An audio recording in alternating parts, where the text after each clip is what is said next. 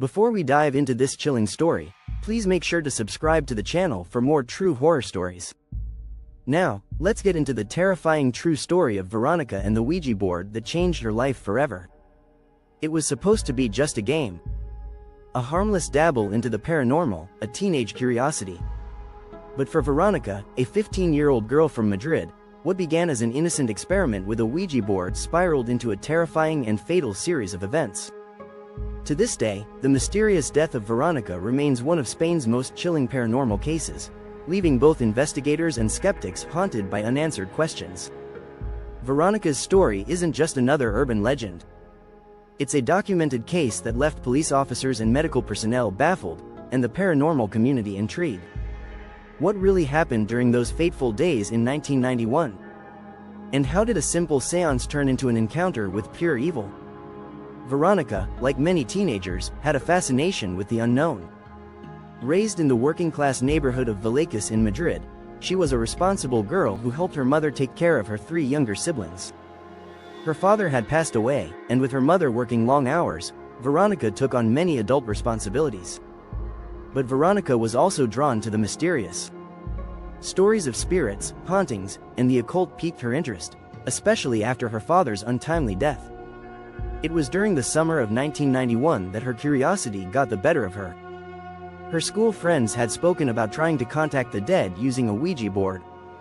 To Veronica, the idea of contacting her deceased father seemed both exciting and comforting. She wanted to reach out to him, to feel his presence again. Little did she know, what she was about to unleash was far from comforting. It was a hot day in June when Veronica and 2 of her friends gathered in the school basement to play with the Ouija board. They chose the basement because it was quiet, away from the eyes of teachers, and it felt eerily fitting for what they were about to do. As they placed their fingers on the planchette, the atmosphere in the room began to shift. The air grew cold, and the light from the small windows dimmed. Veronica asked the first question, "Is there anyone here with us?" At first, nothing happened. But then, slowly, the planchette began to move. It spelled out a name none of them recognized. But instead of stopping, the board became more erratic, the movements faster. Veronica asked again, this time seeking her father's spirit, but something was wrong. Instead of her father, the planchette spelled out cryptic messages, words like danger and death. Frightened, the girls tried to end the session, but the board wouldn't let them. It was as if something had taken control. Suddenly, one of the glass cups they were using as part of the board cracked, and Veronica screamed. She clutched her chest, feeling a sharp pain, and then passed out. Her friends were terrified. They rushed to get help, but when Veronica woke up, something had changed. In the days following the Ouija session, strange things began happening around Veronica. At first, it was subtle.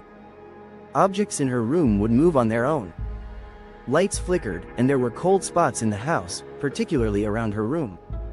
But soon, the occurrences became more sinister. Veronica started seeing shadowy figures in her bedroom, figures that moved quickly out of the corner of her eye. At night, she heard whispers calling her name, and her dreams became nightmarish, filled with terrifying images of death and darkness. She confided in her friends, but they dismissed it as her imagination running wild. Even her family didn't take her seriously at first. But as the days went on, her mother began to notice the changes in Veronica. She was no longer the responsible, cheerful girl she had been. Instead, she became withdrawn, agitated, and paranoid.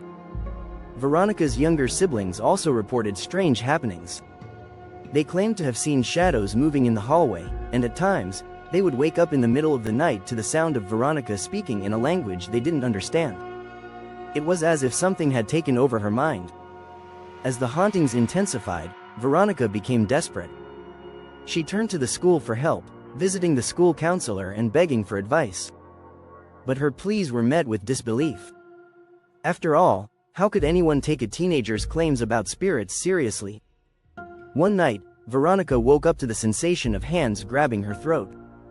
She gasped for air, thrashing around in her bed, only to find no one there. But the bruises on her neck the next morning told a different story.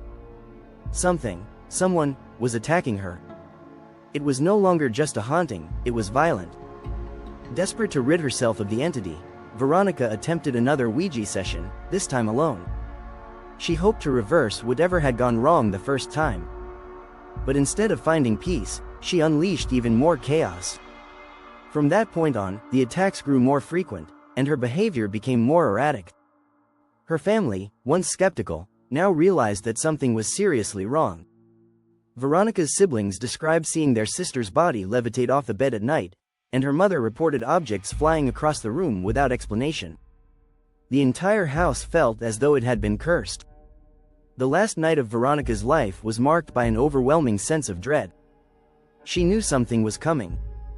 She confided in her mother, telling her that she felt as though something evil was trying to take her away.